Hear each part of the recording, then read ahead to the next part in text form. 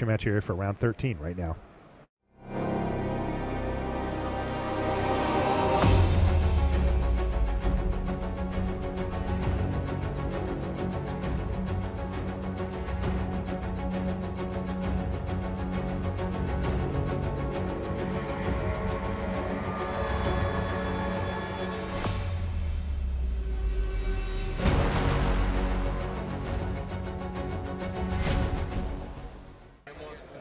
Hello and welcome to coverage of Grand Prix Madison. I'm Marshall Sutcliffe in the booth with Randy Buehler, and we're underway in round number 13 where we have Sam Pardee versus Paul Rietzl. We actually got a chance to see these gentlemen draft their decks.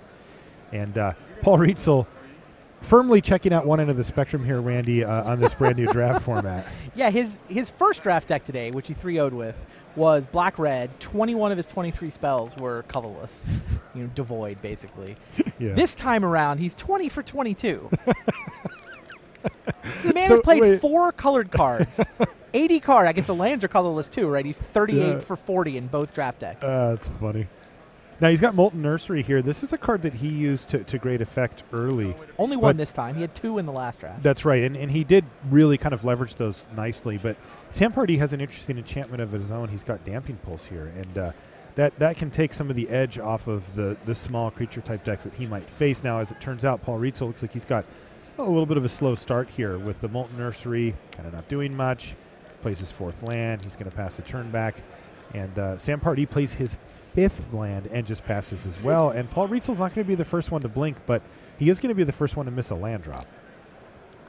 There's an island off the top for Paul. That means he's not going to discard here. Now, is he trying to get like a Spell Shrivel going here?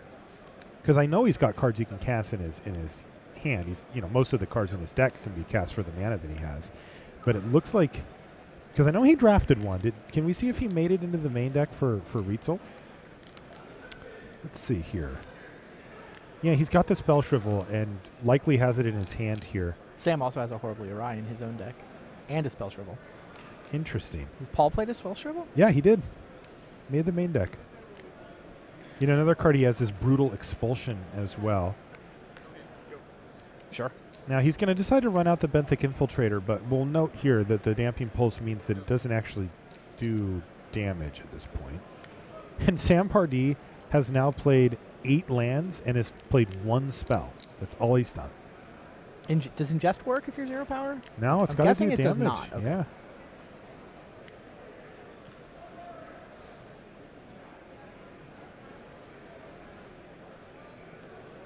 What a weird start to this game.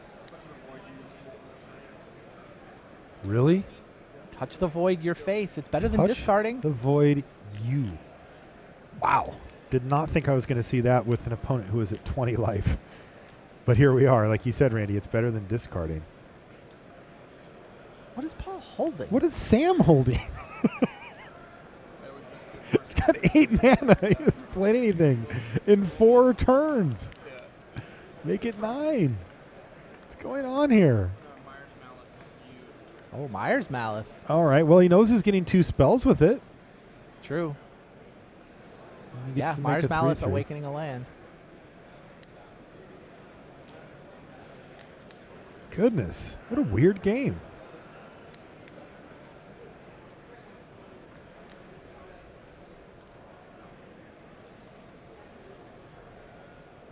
Now, take a look at their records as well, just to set the stage a little bit bigger.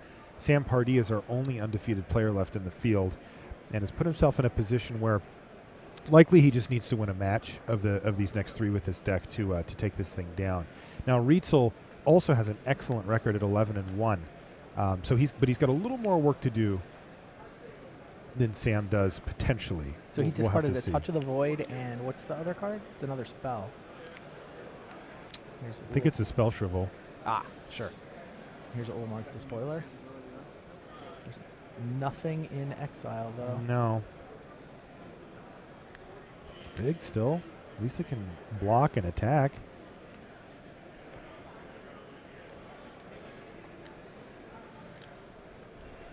Rich Hagon has handed me the fun fact that 46 players still in contention to make this top 8. Over half are playing the Pro Tour next weekend. Oh, wow. That's great. Of course, this is the weekend before Pro Tour battle for Zendikar in Milwaukee, which is nearby. Ooh, here we go. Clutch of Currents is going to take that Despoiler out. And he goes all in. He makes the same land into a 6/6. Could have awakened a different land, had a pair of 3/3s, but not what he wants to do. No, he knows that this is going to be tough for the red spells in Paul Rietzl's deck to deal with. And Paul's just going to chump block with his 0/4. It's not doing much else. Yeah.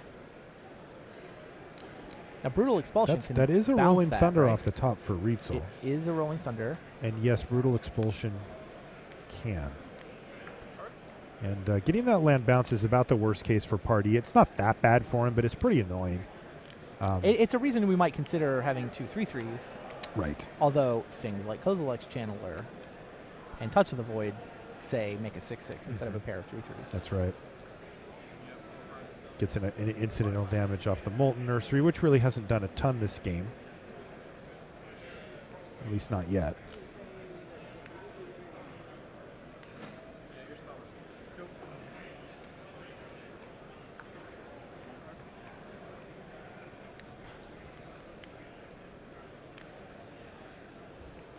Thanks to the Channeler, Paul could actually Rolling Thunder the land for 6 next turn. Mm-hmm. Don't think that's what he wants to do. Oh, how about a Sire of Stagnation here for Sam Pardee?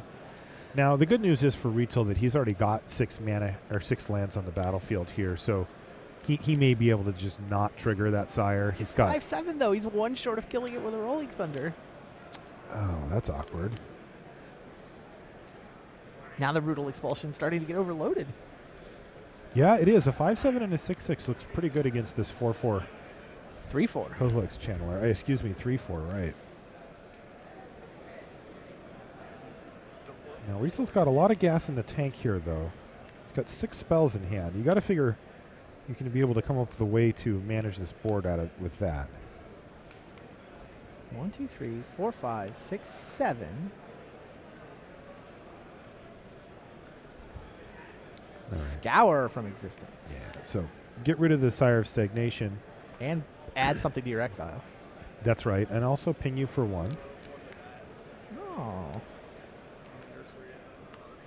All right. Processor Assault as well is going to... 5 damage from the Processor Assault and 1 from the Molten Nursery to kill a 6/6. You know, that's the second time today that we've seen Paul Rietzl do a turn like that. You know, where he looked like he was way behind, and then in one fell swoop, he just completely takes over. Eldrazi Sky Spawner is going to hit as well as an Abomination. So this board actually just got pretty good for Sam Pardee. Not versus Rolling Thunder, it didn't. Oh, no. I mean, Rolling Thunder just cleans up everything, right? Yeah, he can do it for 5 right now. The Channeler, of course, staying locked down from the land, the Cascade there. But 3, 4, 5. Oops. Yeah. I mean, when your play is, can I do better than killing 3 creatures with my Rolling Thunder? Including 7 mana worth of them? Yeah, you just... I mean, hypothetically, he could kill 2 creatures and then let the Abomination eat itself with its upkeep trigger. He draws a card still. Right, which is why I don't think you do that. Yeah. Like, I think you'd rather... Well, basically, he could deal 3 to Sam's face, but give Sam a card. That doesn't sound right. Yeah, he's got 7 next turn with the Kozilek's Channeler. Yeah, he's just not going to be quite in range to actually get Sam dead from that. Yeah, I think you just roll all 3 of them. Yeah, Sam does get to sack the token and get a card out of it with this on it, but still. All right, so he actually had a land as well, so he gets to do 1 to Sam. Mm-hmm. I guess theoretically you could decline the spawn. Like, you kind of just force him to do it anyway, yeah? Yeah, I mean, he's probably going to sack it for a card anyway, and then you get an extra damage in. I don't know. Paul's like, I'm not giving Sam this decision. Maybe he needs the mana. I don't want to give him the ability to decide whether it's worth sacking or not. Yeah, I'll make him sack it. If he's out of gas, the Channeler can hit next turn for 4 instead of getting chump block, so... More 6 mana spells. This time it's a Wavewing Elemental. I mean, Paul gave Sam time to deploy everything. Like, everything Sam's done has been expensive. Mm-hmm. Like, this spell with Awaken, that spell with Awaken, a 4-drop rare, a 6-drop mythic rare. Now here's a 6 mana uncommon. 4 mana enchantment. It's a bunch of expensive spells. Oh, totally.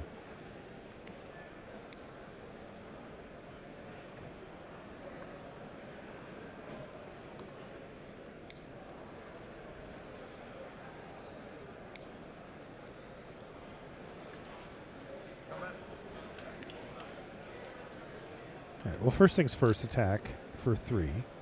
Sam declines to block the 3/4 with his own 3/4 flyer. Yeah, you know, he could Molten Nursery. He could make a play, but the nursery is unfortunately very intimidating. For sure. And here we go, Nettle Drone. Oh, yeah, ping you for 1 with the Molten Nursery. Now every future colorless spell just deals 2 direct damage. Well, he's going to get horribly awryed here. Ah, okay. Because of that reason. Yeah. No, Nettle Drone's great. Sam Pardee was like, I'm not having any of that.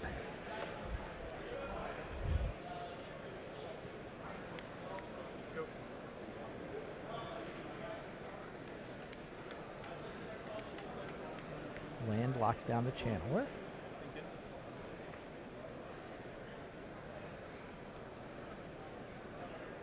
Oh, I think the channeler just attacked last turn.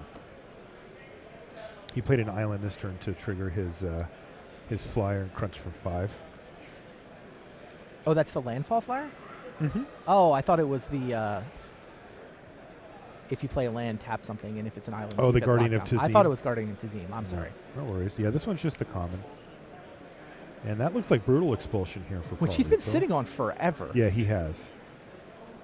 So he's going to trigger that thing, and then what is he going to do with it here? Let's find out. Bounce and deal 2, which becomes 3. And I see the card. Yeah. What modes did you try? I tried to return that to his hand and shock him. Return which to his hand? This to his hand to shock him. Yes, he's neither a creature or planeswalker. Well, I am a planeswalker. Well, as far as this is concerned, you're not. Looks like they're consulting our judge over there. So, as a game rule violation, we put back up to the point of where you cast the spell, and you may choose legal modes for the spell. Okay, so am I still committed to casting the spell? You have announced illegal to make that. So he and Order everyone to the whole party. Okay. Do you agree that's what's supposed to happen? I agree. Okay. Still make.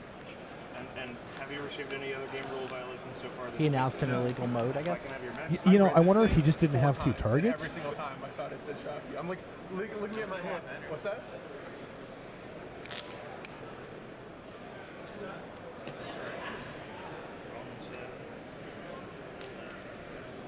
So yeah, it's 2 damage to target creature or planeswalker. He announced it illegally. He announced bounce that and deal 2 to you, believing that 2 damage to Sam was one of the choices. Right. That's not one of the choices. And then I think his question was, well, can I do 2 to it and still bounce it if since I'm sort of locked into casting Well, the he's spell? not locked into casting it, though. He announced an illegal and spell. That's so what they were back asking up. about. Yep, that's what they were asking about. Am I still, you know, Paul asked the judge, do I still have to cast it? And they said no. Right, which Sam agreed with, which is why it didn't get appealed. Yeah, choose one or both. Return target spell or creature to its owner's hand. Deal 2 damage to target creature or planeswalker. And if it would be put in the graveyard, then exile it instead.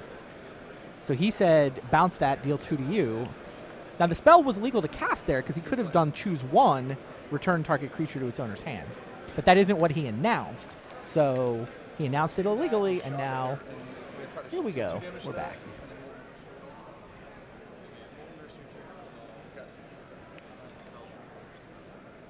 And it looks like he's going to spell shrivel that. Now, Paul has the mana to pay an extra.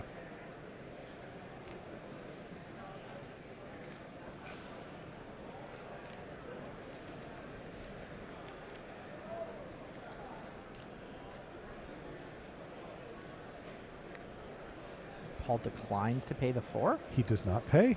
He does get the one damage from the Molten Nursery out of the deal, but he just says, okay, fine. And he's just going to play the Despoiler instead.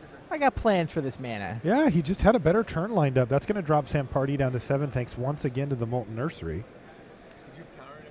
That probably would counter anyway. And free warning.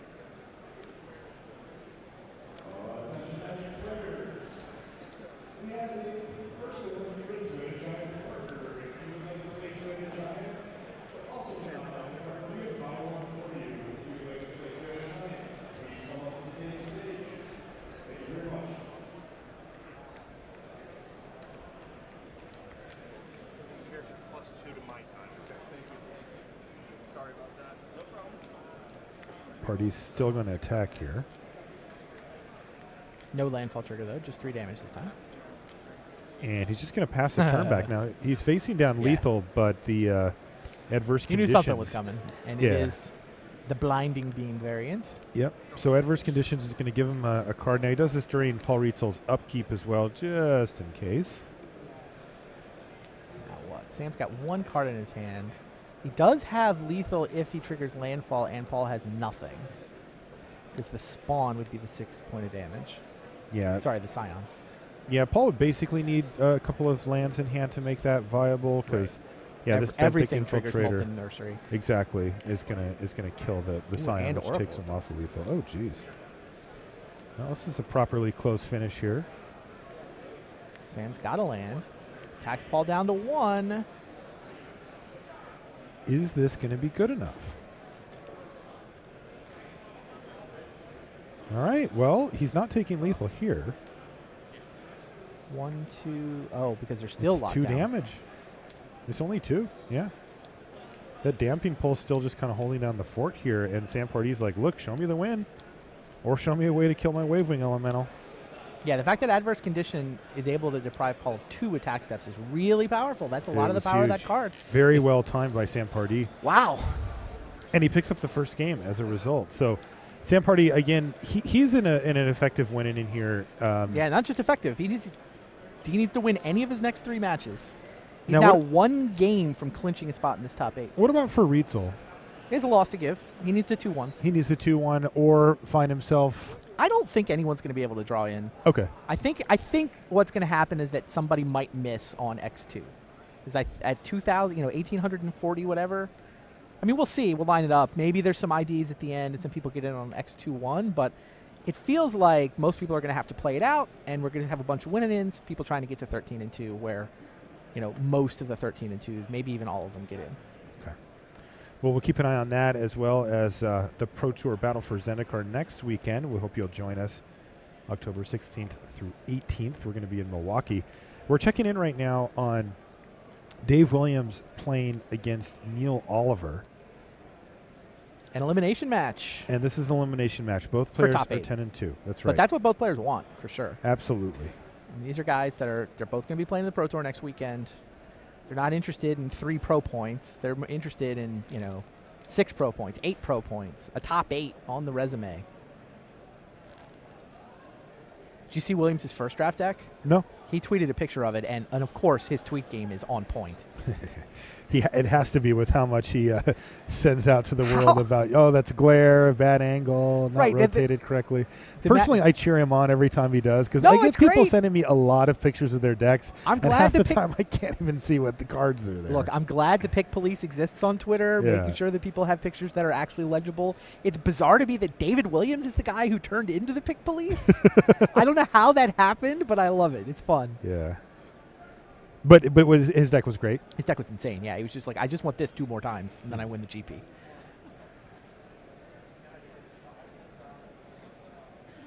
Okay, well, looks like he's on the blue-red colorless deck here. He also has that Akum Hellkite, though. It's not all colorless spells, but it's currently being locked down by the Skyline Cascade down there from Neil Oliver. Looks like Neil's up a game. Neil's up a game, but looks like he's a little behind here, perhaps. As that Hellkite, like he can't quite apply pressure to Dave Williams' life total, who's at 18. And all he has is an endless one, which is nice. I mean, he's got 10 power down on the ground, but that Hellkite is going to untap next turn and start doing work. And Dave kind of has the shields up here, too.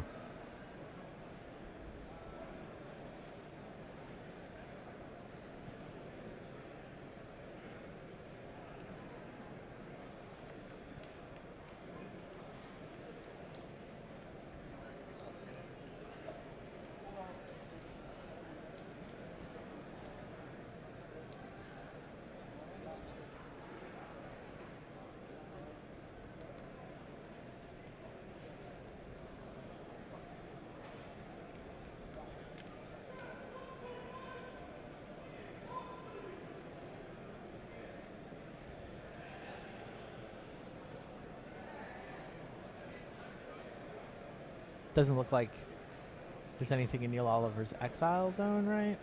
C1 now. So Oracle's just a 3/5. Looks like Neil's kind of stuck here as to how to approach this turn. I think that's tapping for mana. All right, well, there's a Guardian of Tazeen. There is Guardian of Tazeen. Plays a land and taps the 3/5 Oracle. Yeah, now it was a forest, so it will not stay that way.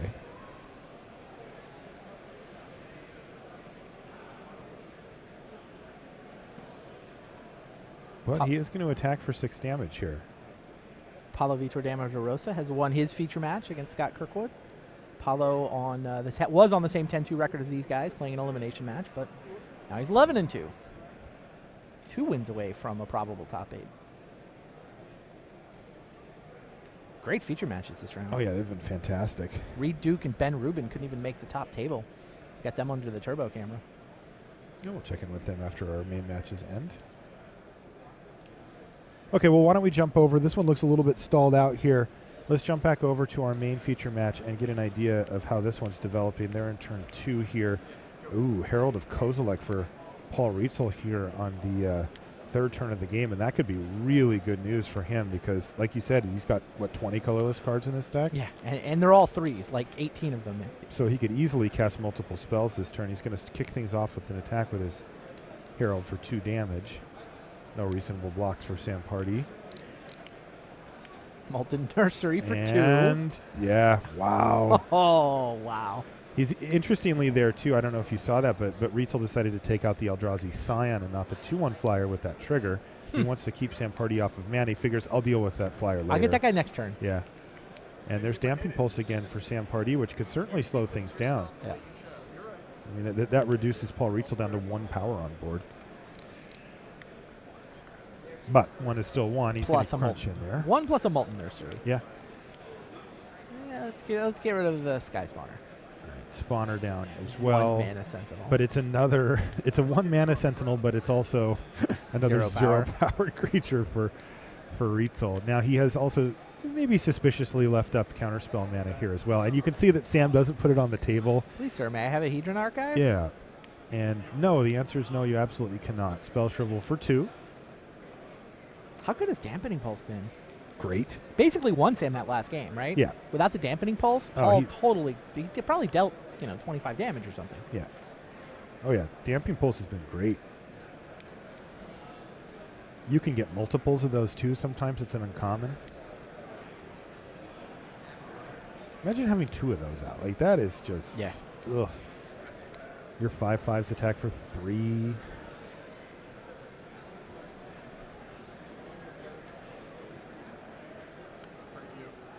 Nettle Drone. 2 mana Nettle Drone. Luckily for Paul, he doesn't actually need to deal that much damage with the attack phase. He's totally prepared to deal 20 this way. Yeah, he deals 2 this turn. And Nettle Drone's going to start going to work on Sam Pardee's life total if he can either find a big threat of his own or deal with it. Ulamog's Reclaimer. I don't think he has anything to get back with it, though. Just wants a blocker. Going to have to do for Sam Pardee as he passes the turn back to Paul Rietzl. Paul's down a game here. Yeah, I believe Paul has the Rolling Thunder in his hand, but does not have a second mountain.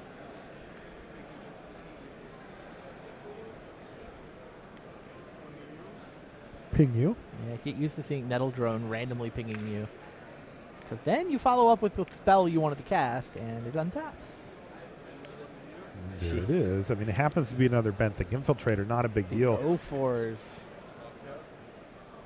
But another damage coming across to Sam Pardee, and he's just sort of getting picked apart here. Very slowly, but also very surely by Paul Rietzl. Yeah. All right, Sire of Stagnation's decent, but again, Paul Rietzl, and I think you'll see this pretty often with Sire. You know, Paul's got 5 mana plus the Herald, so it's really just kind of a big creature in those colors of 5/7. But Paul, I would expect him to not play another land unless it's going to win him the game on the spot. Yeah, and he just keeps pinging away. Look at this. Nettle Drone ping you, play another colorless card, in this case a Kozilek Sentinel, trigger my Molten Nursery, untap my Nettle Drone. That thing's going to get to a ping you again. And Sam Pardee's all the way down to 7 here. Sire of Stagnation is going to rumble into the red zone. And that's going to We found a use for the benthic infiltrators. Prevent 5. I predict Paul will play one more land this game. It'll be the mountain for the Rolling Thunder. Oh, he just drew it. Yeah, Sam's at 6, yeah, right? Yeah, that's GG. Well, we're 1 short. It's not Rolling Thunder's still red. So the roll is only for 4. And then he pings him down to 1. Does Yep. he have an attack with the... Those don't do anything. He's got 2 blockers. It's close. Yeah, he's gonna. I guess he will get an untap here, Sam Pardee. I think Paul has to also decide, does he want to put Sam at 1 while Sam is tapped out? I think that answer is yes. But the problem is you give Sam the 2 cards from the land drop, so maybe just not. want to kill him next turn when you can do it. Yeah, Paul's like, you're tapped. Sam's shown permission. That is true. That is a good point. He has. Yeah, Rolling Thunder you. So yeah, it goes for the 4 damage. You're right. Yeah, being tapped out was huge there. That's completely correct. But now Sam gets a turn. You know, Paul has effectively said check. He has, and if Nettle Drone were to die here, you know, Paul's top deck and he would need a couple of colorless cards. Well, any colorless card. Nettle Sentinel will deal 1. Oh, any colorless card. He untaps with a Molten Nursery. Yeah. So that gives him inevitability anyway. So on to game 3. And then Paul's like, that was my plan. And Sam Pardee loses that game, but he's still fighting into game 3. Let's jump back over to Dave Williams versus Neil Oliver. This is the same game we left? You know, I have to figure that with all those cards in the graveyard and all those lands on the battlefield that it is, though it looks vastly different than I think Williams has been forced into chump block mode, I think what's going on. Oh, yeah, you're right, because he also had an endless 1 on 6, and he had made a 4/4. Yeah, there's a Guardian of Tazim in the graveyard. Okay. So this is that same game. But Neil Oliver looks like he's really maneuvered himself in a nice position here. Oh, yeah, down to 2 for Dave Williams. He's got 2 cards in his hand. He's going to have to do something to mitigate this board, or Neil Oliver is going to beat him in quick 2 games to 0 and keep his top 8 alive, while Dave Williams is going to have to settle for a strong finish if he loses here. Neil Oliver has made a very public declaration that this year he's going to spend this year trying to see if he can get to platinum. You know, he's not. He kind of walked away from his day job. He's like, I'm going to play Magic full time. I'm going to practice. I'm going to stream. I'm going to do everything I can to see if I can get to platinum. And tell you what, Randy, I would not bet against him. He's a talented guy. Part of this plan was flying down to the WMCQ in Plano, Texas a couple of weeks ago, and he showed up and won the thing. Yeah. Earned himself a spot on Team USA. He will be at the World Magic Cup coming up in December in Barcelona. That's his 2nd trip, right? It is. He's gone back to back. And yeah, Williams scoops him up. So Neil Oliver stays live for this top 8. David Williams' top 8 dreams have died with that 3rd loss. Again, still make some money, still make some pro points, still get in some nice practice for the Pro Tour next weekend. But Neil Oliver, you know, on this quest for platinum, 2 matches away from following up that WMCQ win with a top 8. Yeah, absolutely. Getting the season off to a right start for taking a shot at the pro career for sure. Now, once again, we've mentioned it at the beginning here, but both of these players have a match to give and still be alive for the top 8. In fact, Sam has 2. Yep. But neither want to. Of course. Lock it up. Yeah, Sam wants to clinch top 8. Paul wants to get 1 match closer.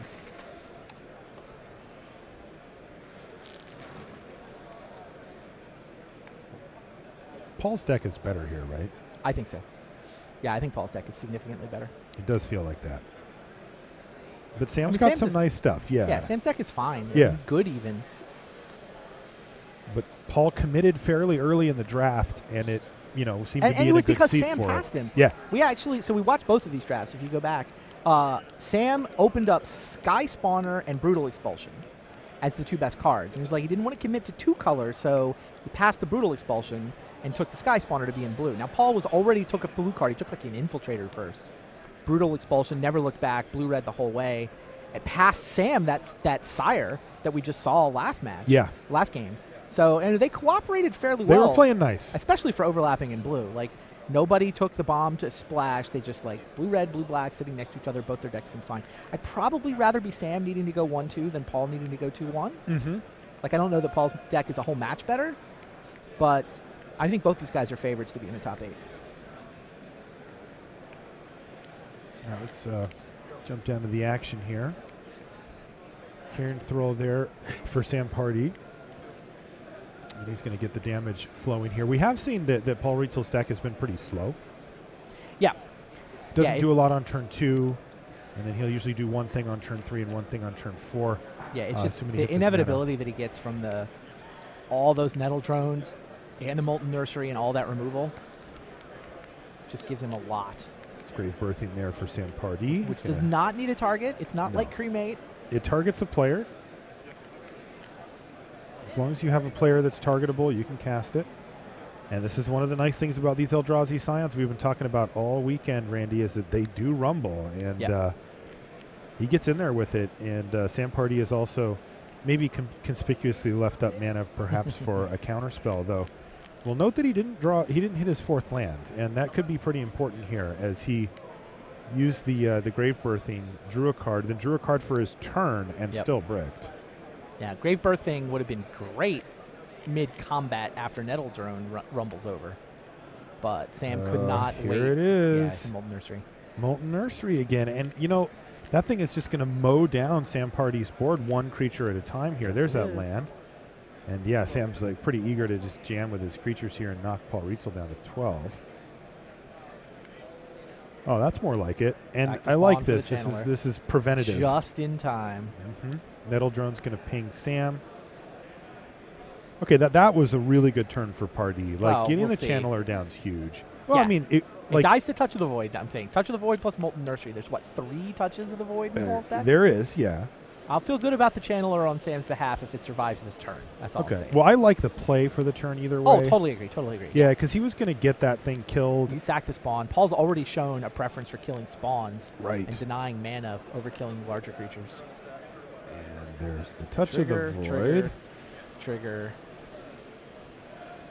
Yeah, that's a lot of triggers. And it results ultimately in Sam Pardee taking a heck of a lot of damage here. He took 3 and lost his Kozilek's Channeler in the process as well. So I think Paul actually has an additional Nettle Drone in his hand, but didn't quite have the mana to deploy everything here. Yeah, you're right, he did. But whatever, you take 2, he's at 10. Now he can clean up the 2-1. Maybe he just starts throwing it at Sam's head. No, I'm sorry. Paul has 2 Nettle Drones in his hand. Oh, gosh. 2? I think so. Yeah. Yeah, you're right, he does. Ugh. And now he hits his 6th mana as well. So attack for 3. They're getting the attack in, too. I mean, when the untap trigger is 3 damage, it's even better. Yeah, for sure. Trigger that untap, trigger this, targeting presumably the 2-1. Yeah, he can take that and the following token out as well this turn. Now do you want to counter my Nettle Drone? No? Right. Okay. Look at all this good stuff.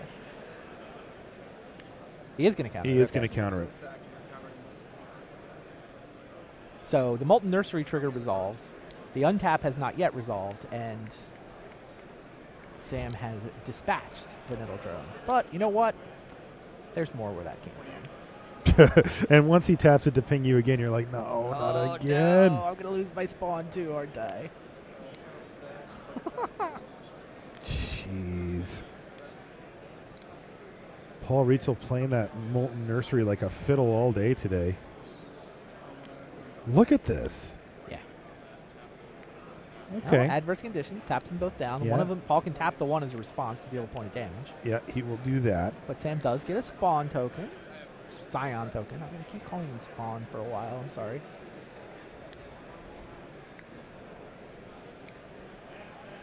Look at all the Nettle Drones. Oh, the green splash. Sam, I don't think Sam's main deck has a green splash. Wow, get your last 2 cards. Okay, that's not bad. At first I thought it was Rising Miasma, but which would have been really nice, but that was good. Yeah. Clears Paul's hand. Sam took that really early, too. He took it like 3rd or 4th pick. We saw him do a lot of work yesterday. Yeah, he then got one 11 through 12 in addition, but he took the first one very early. I expected to pick them up a little bit later, but... And Paul drew a mountain off the top, so all of a sudden, that early damage that Sam got in, combined with this awakened land, he's in good. I mean, if Paul draws a land, a lot of it is just like every spell in Paul's deck is good here. Yes. Every spell in Paul's deck is either a colorless spell, or a Rolling Thunder. Yeah. Or I think a Stone Fury is the only other spell. Like he's either killing the land or drawing a colorless spell.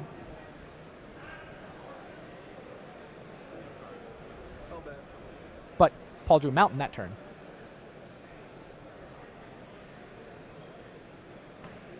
Yeah, if Paul draws another land, he's in trouble, I think.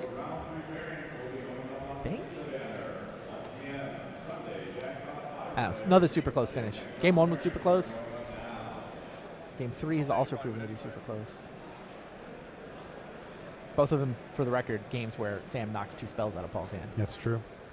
Yeah, and the good part for Sam Pardee with the adverse conditions, and remember those guys still get untapped, right? Like if you cast a... No, it's time to untap them now. No. What I'm saying is if he would have cast a colorless spell, they could have rumbled. Yeah, not only Paul's land was doubly bad. Yeah. Not only would, Paul, a spell has been nice for Paul. It would have even undone the it would have done conditions. 6 damage. Sam decided he had to play defense, which makes sense to me. All right, Grip of Desolation to take out one of them. Ping you. That was on end step there. Yeah. And so Sam Pardee is fighting, but these Nettle Drones do represent, and the Molten Nursery represents some level of inevitability here. But he is going to have to just fight through. 2, 3, 4. Skittering Abomination. You know, that is a nice clock. Look at Paul's life total. He could actually swing for lethal Paul next turn. Had drawn a land last turn, but drew a spell this turn. Can't see what it is, but he's holding a mountain and a non-land. Whew, these games have been great. Super close.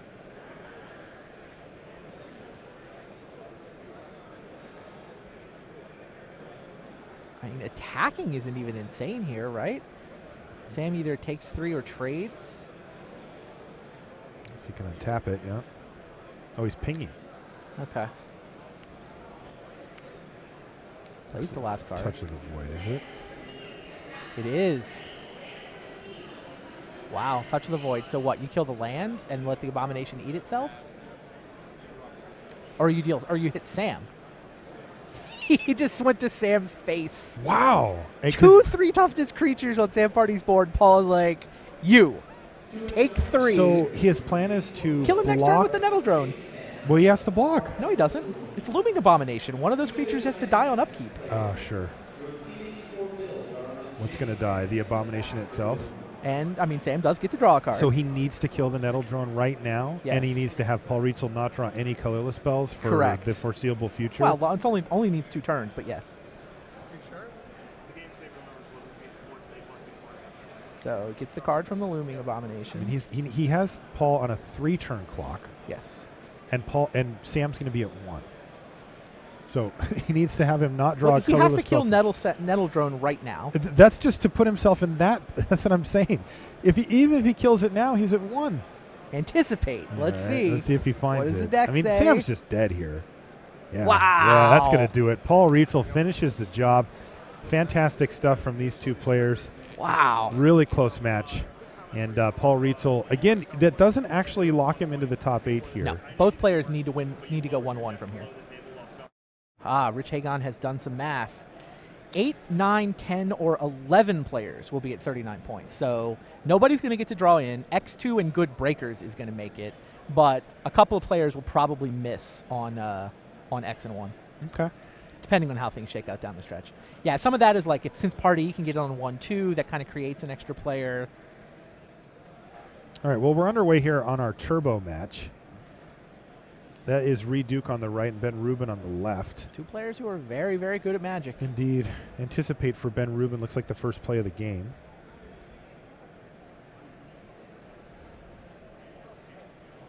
And a Pilgrim's Eye is going to be the kickoff here for Duke.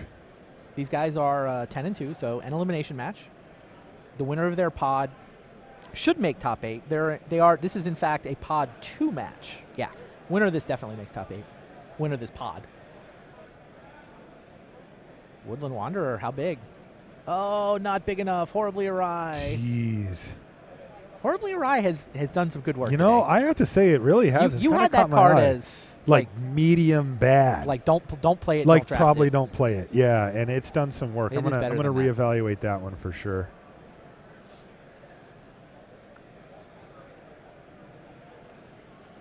Oh, there's a Brood Warden. Look at that board state. Immediate board state. Yeah.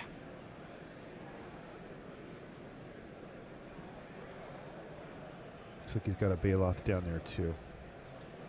Ben Rubin has 5 Pro Tour top 8s from back in the day. Hall of Famer. Got into the Hall of Fame, absolutely. Finished 2nd in the Rookie of the Year race his first year. He did? He did. What time frame are we talking about here? It's the one I won. There's a reason I remember who was 2nd in Rookie of the Year that year. That makes a lot of sense. Yeah, 1997, 98. That's great.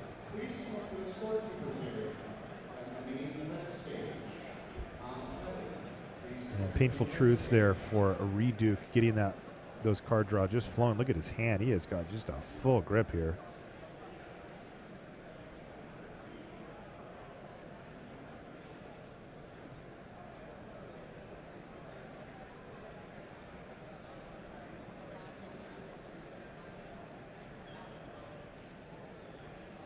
Wow.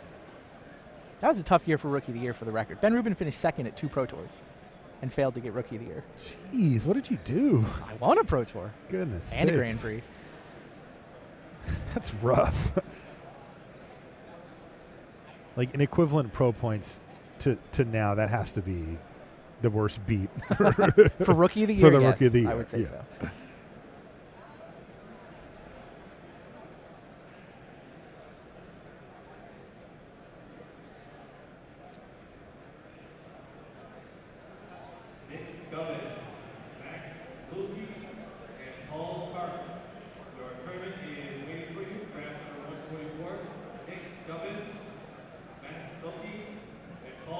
Quick graveyard check here for 2 thinking players. I mean, we're on turbo, and this feels like it's about normal speed. Both of these guys are, kind of work through all the angles type players. And Reed is going to line up some super blocks here. Look at that block. That is no joke. 5 creatures. Got to clean up the board somehow, and it works.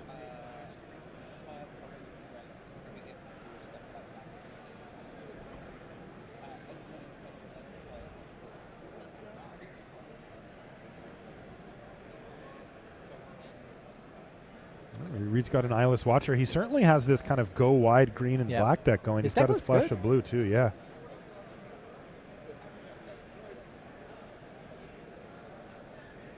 And there's a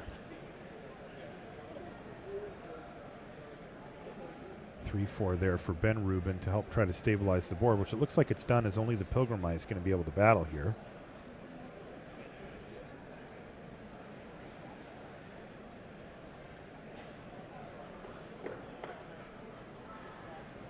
He's going to attack with the Vestige of Emrakul as well as Herald of Kozilek, and looks like they've both got blocked.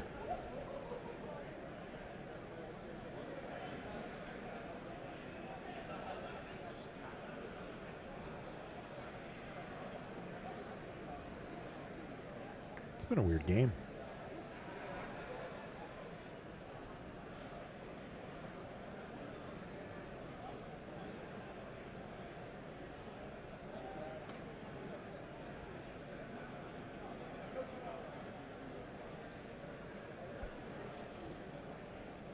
There's a Jotty offshoot, a little late.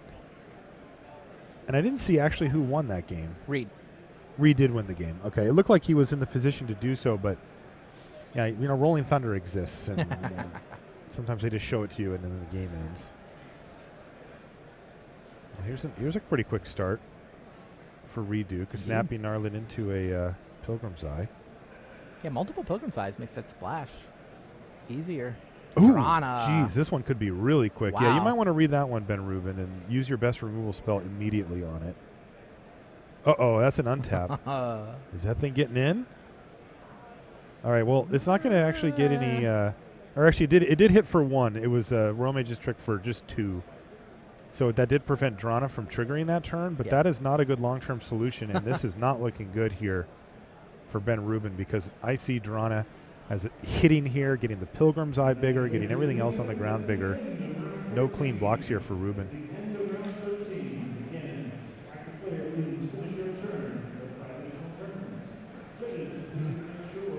Bone Splinters to clear a path. First strike, this thing happens, that goes, counters all around. Yeah. And that's it. Reed Drana. Duke extends the hand, and that was all Drana right there. That's going to do it for round 13 here from Madison.